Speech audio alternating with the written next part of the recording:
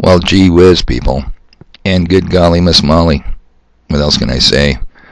It appears to me that the Lord truly does work in mysterious ways. Because I'm telling you, this audio, which I'm going to struggle with, but they are quicker when I don't have to do labor-intensive show notes. I didn't see this one coming. And no, this has nothing to do with the strong delusion. Nope. There's a saying, like old sayings, the hats a person wears, different jobs, different hats. Okay. Well, just when I think it's time to shit-can the hat of a watchman on the wall, watchman on the cold-ass wall. Has anybody ever stopped to ask me, hey, Dave, what do you think of this last winter? Because if you stop and ask me, I'm going to tell you, I think it was a bitch. I don't think it's let go yet. It was nicer 2 weeks ago. But let's not talk about weather control. And by the way, one of the non-bottom feeders that attends the bottom feeder pit, well, let's see, we won't use any names. Good subs, him and his wife. We'll call him Lieutenant Commander McHale, you know the one from McHale's Navy. Yeah, that one. Played by Ernest Borgnine. I'm telling you, people, it's his twin. Ernest Borgnine's twin drinks at the bottom feeder pit. And his wife, HB, for hot. Oh, I shouldn't have said that last part. All right, anyway. That's amazing. Years ago, I used to call him, God, you look just like Tom Berenger from the Sniper movie series. Well, apparently that was years ago. And, no, I'm telling you, he's a twin for Lieutenant Commander McHale. All right, anyway. And that's going to come important here because I think these two good subs are going to remember the tragic event about 30 years ago in the big city of Upham. Right down the street, well, I shouldn't say street, right down the alley from my old residence behind the post office. And I'll get to that in a second. We're going to talk about Canary in the coal mine. So just when I think I'm going to be able to shit-can that hat, the Watchman hat, climb off that cold, miserable-ass wall, I'll tell you what I thought of this winter, people. And, get something done. Because I'm all about stuff, and I'm all about doing stuff, and I'm all about getting stuff done. You guys should know that by now. Apparently, I got kicked back up to the wall, and now I got to wear another hat, Canary in the coal mine. So let's get to that real quick, flesh that out. Because this is going to be kind of a fun little video. I don't think you're going to learn. Well, yeah, you might. You might run the risk of learning something. Okay, so I think it was about 30 years ago, into my street, into my alley, in the big city of Upham. City worker goes down to inspect a manhole. If you guys if you've never opened up a manhole cover, what you usually see down below is a cutaway section of the sewer pipe, and that allows you to go down there and either snake it out from that point or get the shit out of that cutout section of the pipe, so it's not blocking, or you can put a fire hose down there and flush. All right, got it? That's all you got. And usually you got some rusty metal ladder going down the side of the concrete. That's half the sides are pulled out. I think the sewer and water works went in Upham back in the mid-50s, probably right around the time I was born in the big city of Rugby. Nevertheless, a tragic event. One of the city workers goes down there, is overcome by the nasty methane and other toxic gases. And it didn't take long, people. Did not wear the protective gear that he should have wore. External breathing, whatever, source. So, yeah, very tragic. Knew the guy very well. Very nice man. That's where the coal mine the canary in the coal mine comes from. Back in the day, way back, even before my time, the coal miners used to go underground. Well, man, I don't know if I could do that job. And mine coal, and they'd bring a canary in a cage. And the purpose of that was to, if the canary tips over, it's telling the people down there, the miners, we got a problem down here, Houston. We better get our asses back out to fresh air, or we're going to be laying like that canary in the cage. DOA, also known as dead on arrival. Make sense to you? That's what the coal mine, or that's what the canary in the coal mine is. And I guess that's what my new title up on the wall is. I'm a watchman. I wear the hat of a watchman, and now I'm back wearing the hat of canary in the coal mine. Misery must love company, people. And I guess it's, excuse me, it's going to be a ride. It's going to be a ride to the bitter end here. All right, okay, I'll ride along. You guys want to check in with me? Fine. Well, the city's a small town, and we've got several churches in town. And I'm looking back at some of my YouTube videos. recent ones, I'm getting in the high 50s view count. That ain't bad. It really isn't bad, people. There's churches in this town that exempting special events or special holidays. I don't think they get 58 people listening to their sermon. And I am actually broadcasting this audio from a church. You know, come on, 2 plus 2 equals 5 in this case. So it's not bad. And just yesterday I got an email. And let me read it to you. Your names are safe with me, people. If you ever want to contact me, if everything goes south on YouTube, it's Outpost, one word, OUTPOST, at Midco, MIDCO.net. Yeah, you got that? All right, here we go. Hi, Dave. I recently found your YouTube channel and have really enjoyed listening. Thank you for the time you spend making these videos. And yes, he put audio in parentheses right behind that. Hey, Lieutenant Commander McHale, you were right, and it's catching on. In the video, you don't need a watchman. In parentheses, we really do. I would like to know who is the man introducing Harari that you referred to as KJ from my last video. You don't need a watchman. Signed, CM. Well, CM, guess what? I jumped right on that. But went through this morning. I fired back your response, gave you 2 links. Check your email, check your spam folder, because it's there. And I hope you enjoy it. KJ Osborne's been around a long time. But, Jesus. 16 years maybe on YouTube. And I sent you the BitChute video that I used for my last audio. Okay. So, you know, okay, what the hell. Now, I want to clarify my last video, audio. Look, I wasn't whining. I wasn't asking anybody for money. I got up, and it's not the wife's fault. She just come up with some great ideas, is all I'm going to try to say. And if you've been living together as long as we have, she'll say something, and it doesn't sink in right away. You know what I mean? I'm sitting there thinking, okay, where's she coming from? What's she trying to pull now? What's she trying to get over on me now? And then as it sits in the brain box for a while and starts to stew a little bit, I go, hey, that's not a bad idea. Hey, that's 2 good ideas. Let me explain to people.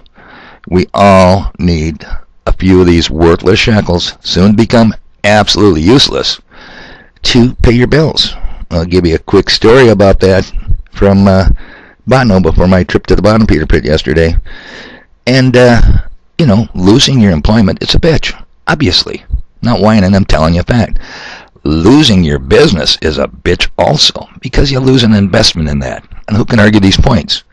Don't forget, and I'm bragging here. I'm not bragging about my military service, but I'm bragging about this.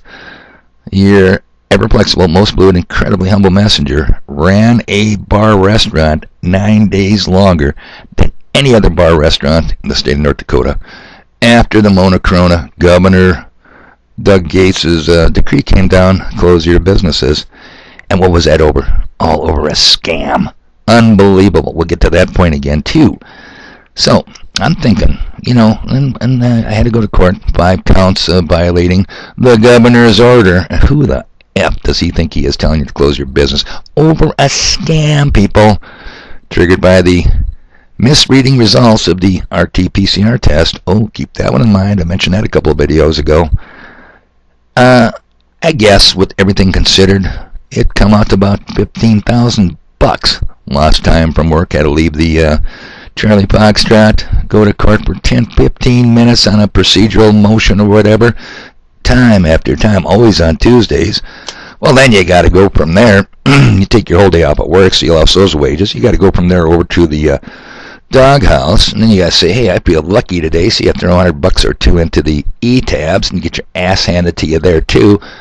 Add it up, people. It comes up to about $15,000, plus you got to pay the fees, fines, court costs, and I didn't even have to pay a lawyer. I was my own lawyer. Well, you know, maybe that's part of it. And don't forget, I was also charged with the felony misappropriation of trusted funds concerning gaming at my old business. That one could have been a bitch, people. Nope, you don't want to be a felon. Excuse me a second. I gotta quit smoking. You don't want to be a felon. Go down with that on your record. You can't buy guns. Nope, I don't think you even own real property. So, $15,000. Oh, not to mention, I did not know this. The court closed my business by a court order back in March of 2020. And I did not know that the utilities could not disconnect your service. I should have told them. I mean, come on, I should have. But hey, I've been court ordered closed. You just kind of walk away and go, this is a bitch. I get an Undertale bill for $1,770. Yeah, they never shut it off. And I was closed in March. In July, on the long bill, you know, the red bill that comes in the mail. You never notice anything red that's good? Red lights behind you in your rearview mirror? No, ain't good. I see July, it spiked to $90. I've been closed and nobody's been in there. Give me a break. Well, you got to pay that. That's all part of that $15,000.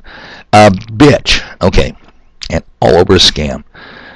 All over the misapplication of the incredible technology, the RT-PCR, by Carrie Mullis. And we talked about that in a previous video. Which test, it's not a diagnostic tool, but that don't stop them, our masters on the plantation from using it as one, will be now used to destroy your chickens. Yeah, bird flu. Unbelievable. So, is that science, really? Carrie Mullis says it's bullshit. Follow the science? How many times have you heard that wore-out adage thrown in our faces? Hell no, it's not following the science. It's furthering the goals of the Gates, Soros, and Klaus Schwabs of the world. So, I have to go up there. You know, you only got so many shekels. And I'm going to clarify this for you. And you got to prioritize your bills. Well, State Farm Insurance and Bono, I got to go up there and pay it. So I drive into there after I went down to Wally World. And I drive up and I say, yeah, you want to look up, give them my name. They know who I am. 2014 Dodge pickup. Yeah, okay, $306.79. I says, okay. And I pull out cash because I like cash. You know what I mean? I don't like digital shit because I can disappear. But cash, well, they still take it. I like to pass it. And she looks me in the eye and says, sir, we can't take cash. And I go, what the F word? Look what it says right here. I think the dollar was on top, you know, with the other hundreds below it. Legal tender, all debts public and private. You can't refuse cash. Well, then she finally agreed. Okay, I'll take it this time. But not next time. Send us a check. All right, people, that's serious. They're grooming us, is what I'm trying to say. They are absolutely grooming us to go cashless. And they want you to go digital on your smartphone. I'm telling you, people, that smartphone, that cattle ear tag in your ear is going to be the death of us yet. I know I was having coffee the other day. You heard about this, and I'm going to clarify this too. And there's my wife. She's got her smartphone plugged in on the coffee table. I'm going, that goddamn thing is spying on both of us. I hate them. Nevertheless, all right, let me clarify my last video on just one point. So, if you're short of shekels, obviously you're going to have some options. You say, Jesus, I should go get a job, right? Well, I drive a gas guzzler, number one, so it's got to pay pretty good, okay? Number two, I'm a 67-year-old man, wore out, look like hell. Not the pretty boy I used to be, people. Trust me on that. And besides that, who's going to hire me? I wouldn't hire me. And the main reason there is I've been self-employed for so long, 6.5 bars, people. Oh, let me throw this in real quick. Precisely why I said if I ever had another bar, there'd be no toilets in the men's room. Yeah, the tragedy in Upham. That's some serious stuff, that sewage. And you should do that private business at home. There's no reason I should be playing darts next to the men's room and someone walks out followed by a green fog of death. And you have to look and go, what the hell died inside of you? I won't belabor that point, people. But there are certain things that should be kept in the privacy of one's home, and that is part of it. All right, I already lost my train of thought. The point being, I wouldn't hire myself. I'm spoiled. Yeah, you work for yourself, it's going to be hard to take orders from others. Now here's the point. The stuff that my wife pointed out. From 6.5 bars, owning 6.5 bars, calling the retard ranch one of those, you accumulate a lot of stuff. And a lot of cool stuff. I've still got stuff in boxes, people. Why are we sitting here pulling our hair out about critical finances? Because when you lose employment, when you lose your business, yeah, it's going to put you in a lurch. When we got all this stuff on the whole main floor of a 6,000 square foot church, and all this stuff, good stuff, in a 16 by 47 foot garage. Why aren't we doing the work, getting stuff done, cleaning it all up, displaying it, and having a goddamn sale? What a great idea. That's what that was all about. So you got to divide your time. See what I'm saying? Yep. So you have to divide your time, manage your time like your little bit of money, and I guess that's where we're at. I will try to manage my time. I will try to keep up on YouTube, because now I'm not only a watchman on the wall, and, thanks for your comments. I've talked to other people, but I'm the canary in the coal mine. I guess when you see me fall off the wall, it's time for you guys to go underground. Let's put it that way. All right, anyway, so after I do the State Farm insurance, get that straightened out. They don't take cash. What the F word? I go back to the bottom Peter pit. Now, I don't mention names. We'll just call him, he's a bar owner from Bono. We'll just call him Scotty D. How about that? That won't disclose who he is. He owns a bar in Bono, and he doesn't like to work in his bar in Bono, but he'll work for a bar owner in town or dealing blackjack. Yeah, so you know what kind of... He fits right in the bottom Peter pit. Nice guy. He has got, in a little incubator, a very young, newly born, French bulldog. It fits in the palm of your hand. It's the cutest goddamn thing you've ever seen. Cuter than a bug's ear. And I go, wow, man, are you giving them away? Is that yours? And he said, no, we sell these. And I says, well, how much you get for one of them? Are you sitting down, people? $13,000 for a dog. Shocking. I said, well, you can't possibly sell a lot of them. He says, God, people all over the United States want to buy these things. That's amazing. Priorities, people. I wonder if some people's priorities are the way they should be. All right, let me excuse me. Let me wrap this up real quick. So I'm going to divide my time. One of the things that happens if you spend too much time researching the negative is you ignore the positive. And how many times do I tell you, people? Old people like old sayings. There are no physical solutions, just spiritual problems.